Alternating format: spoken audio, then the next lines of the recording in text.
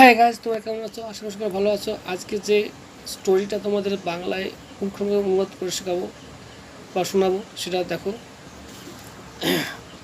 The farmer and his sons. অবশ্যই তোমরা ভিডিওটা প্রথম থেকে শুরু অবধি দেখবা। কখনো টেনে দেখবা না বা স্কিপ করবা না, অবশ্যই দেখো। অনেকে পরীক্ষায় আসে। হ্যাঁ, দেখো গল্পটা আমি বাংলায় অনুবাদ করে দিচ্ছি। দেখো, the farmer and his sons মানে কি, কৃষক এবং হচ্ছে তার ছেলেরা। দেখো,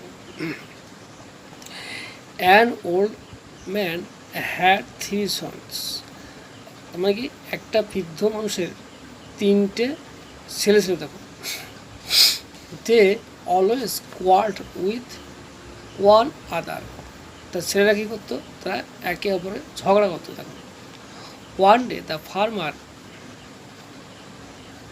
কল্ড হিজ সন্স, একদিন কৃষকটা কী করলো? তার ছেলেদেরকে ডাকলো, and gave them a bundle of sticks, এবং তাদের কী দিল?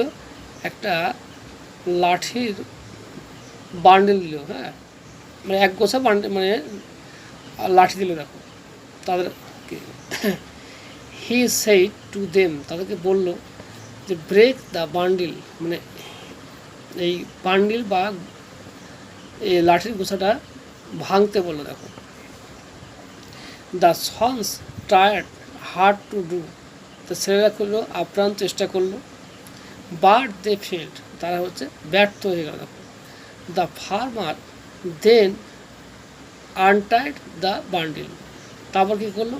কৃষক বা তার বাবা কী করলো? দেখো, তাদের বাবা হচ্ছে ওই বান্ডিলটা খুলে ফেললো। দেখো, হি অল আস্কড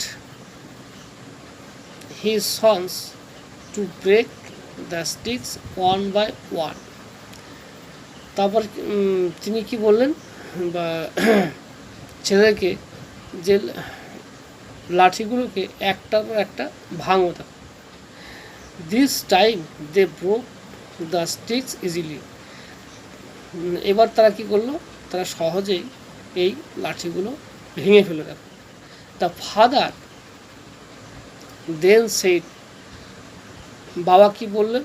যে ইফ ইউ লাইভ টুগেদার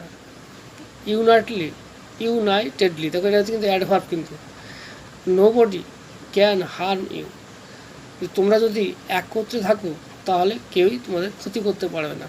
দেখো, from then the brother quarrelled no more, তা সেই দিন থেকে কী করলো?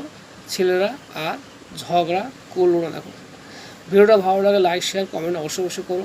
হ্যাঁ, তোমাদেরকে এত করে বলছি তাও তোমরা দেখছো না। হ্যাঁ, কেন জানি না, আমাদের ভিউ কিন্তু বেশি একটা হচ্ছে না। হয়তো দেখছি এখন ইউটিউব একটু ইমপ্রেশন কমিয়ে দিচ্ছে, হয়তো তোমাদের সামনে হয়তো পোষাচ্ছে না। যাক, পোষালে অবশ্যই দেখো। আর কোথায় কোনো অসুবিধা থাকলে অবশ্যই বলো। দেখো, ক্যামেরার সামনে হয়তো শ্যুট করতে গিয়ে অনেক সময় ভুলভাল বলে ফেলি, হয়তো দেখা গেল হয়তো সোজা জিনিস হয়তো কঠিনভাবে হয়তো হয়ে গেল, বা হচ্ছে এটা উচ্চারণ ভুলভাল হয়ে গেল। হ্যাঁ, হতে পারে, ক্যামেরার সামনে হয়, এটা কোনো ব্যাপার নয়। যাক, তোমরা কিছু মনে করো না, নিজের মনে করে ভিডিওটা দেখো এবং বেশি বেশি করে লাইক শেয়ার কমেন্ট করো।